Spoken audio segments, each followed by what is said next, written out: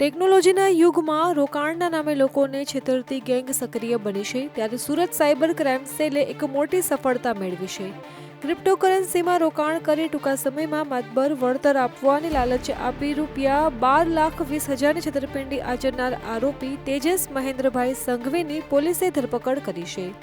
ફરિયાદીને વિશ્વાસમાં લેવા માટે આરોપીઓએ એવી લાલચ આપી હતી કે ક્રિપ્ટોકરન્સીના ટાસ્ક પૂર્ણ કરવાથી અને તેમાં ઇન્વેસ્ટ કરવાથી ખૂબ જ ઊંચું વળતર મળશે. આ માટે તેઓએ એક બનાવટી એપ્લિકેશન ડાઉનલોડ કરાવી તેમાં રજીસ્ટ્રેશન કરાવ્યું હતું અને શરૂઆતમાં વિશ્વાસ જીત્યા બાદ ટાસ્ક પૂરા કરવાના બહાને ફરિયાદી પાસેથી ટુકડે ટુકડે કુલ ₹12,20,000 અલગ અલગ બેંક ખાતાઓમાં ટ્રાન્સફર કરાવી લીધા હતા. તો આ કાર્યવાહીમાં પોલીસની ટેકનિકલ ટીમે આરોપીને ગોવાથી જામનગર જતી ચાલુ ટ્રેનમાંથી દબોચી લીધો હતો. અમારી તમામ માહિતીથી અપડેટેડ રહેવા માટે જોડાયેલા રહો ત્રિશુલ ન્યૂઝ સાથે.